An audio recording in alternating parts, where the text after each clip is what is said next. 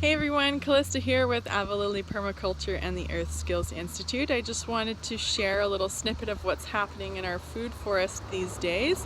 Behind me you can see our beautiful apple tree in the front yard. I feel like this apple tree is a pretty good indicator of what's happening in our food forest and how well the soil is doing and everything else is doing in here. When we bought our property here 8 years ago, this apple tree was very poorly cared for and very poorly managed. It had been topped and allowed to grow back really bushy on the top, and we'd only get like maybe a couple of handfuls of apples off of this tree every year. It's an older apple tree. I don't know how long exactly it's been here, but it's been here for a while. And for the last 3 years, it has looked like this in the spring.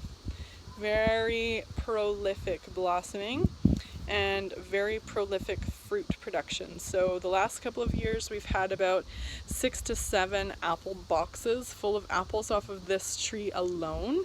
And I sort of thought when it first started producing like that it was like maybe just one of those years where it was really good for apples, but then it did the same thing last year and it's doing the same thing again this year. So I feel like this is a pretty good indication that our soil and our little ecosystem that we have built here in our food forest is doing really well, and this apple tree is really benefiting from that, along with the pruning and care it's been receiving over the last sort of 6 years here.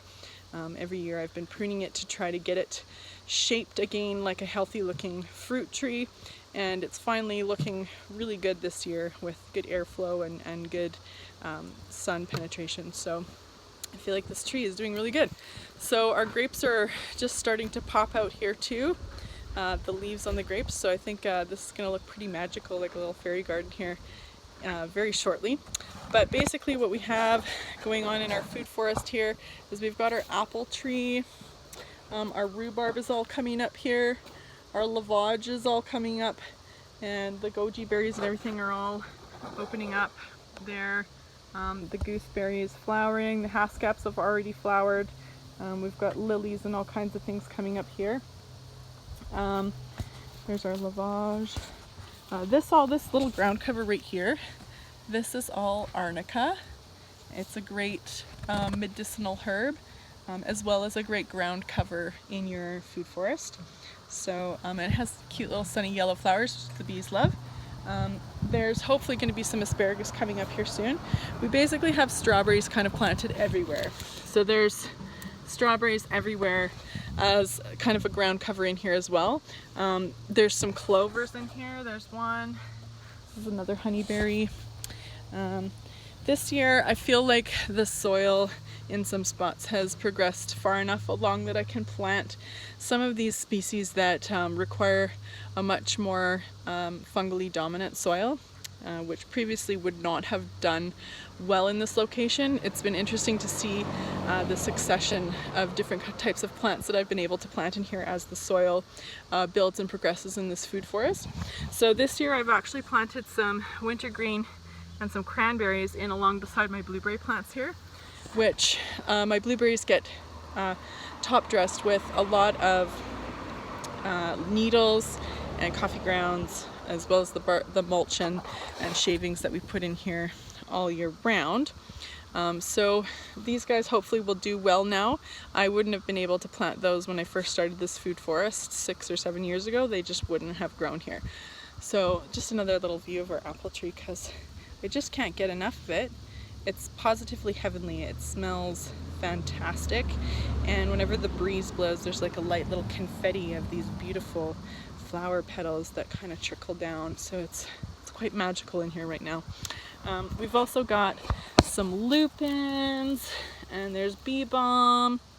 You'll notice that there's still quite a bit of grass in here, so that's something that we're kind of working on all of the time, is dealing with the grass, but I just kind of chop and drop, chop and drop, chop and drop. It helps build the soil, so can't complain too much. Another honeyberry here. We've got some creeping thyme and some salvia. Again, more strawberries. They're just planted everywhere. There's strawberries everywhere. So anywhere you walk in here, there's pretty much a strawberry somewhere. There's mint, some mint. There's oregano and chives, lots of lilies. These are the bottom of the grapes. The grapes are just starting to come out now. Like I said, those are gonna look pretty magical here in a little bit as the vines sort of creep around in here. Our currants are all flowering right now. And our apple tree is just positively abuzz. Like, it's great. The bees are all here. They were on our Nanking cherry last week, which has just finished flowering now. It's here in the corner. There's some rhubarb there as well. Our raspberries are all up here, so those will be flowering pretty shortly. This is another little apple tree here. Different kind of apple. At the base of that apple, we've got a bunch of chives, some oregano, another honeyberry, lupins, echinacea, peppermint. There's some boysenberry here, and a jostaberry. There's blackberry. There's a lot of different kinds of berries in here. And then I just planted it this year. We'll see. It's going to be a little bit of a tight squeeze, but I've got a cute little Romeo cherry that I just planted in here. And my plan is to keep it well pruned so that it doesn't get too big.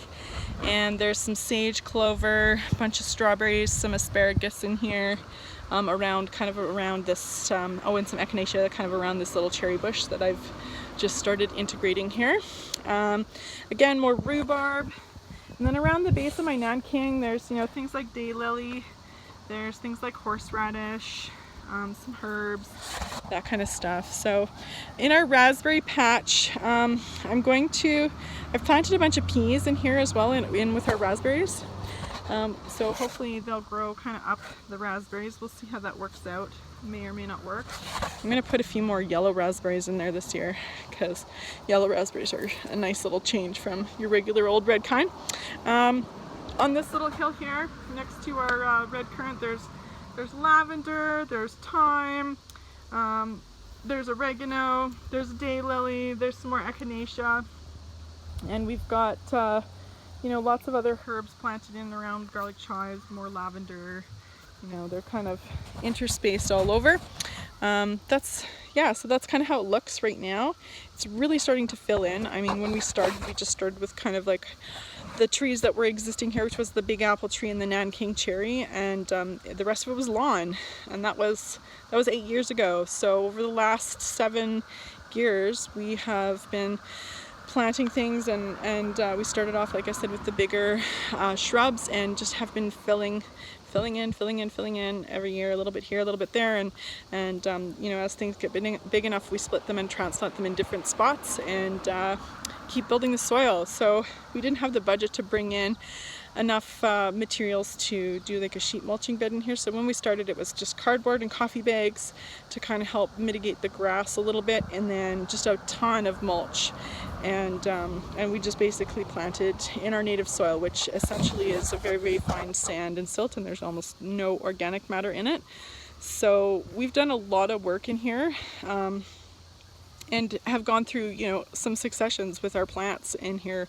Some of the things that we started off with won't grow here anymore, and now we're able to plant some of those other things like those cranberries and the wintergreen and blueberries. So hopefully this apple tree here behind me being a good indicator of how things are coming along, we can carry on. Every year we add more mulch to the top, and we keep adding compost. So hopefully this will look really good in another couple years, and I think it's going to look really full, and it's going to be a very, very productive space. So stay tuned for more on our food forest as we go through the year. You can see what kind of pops out when. Thanks.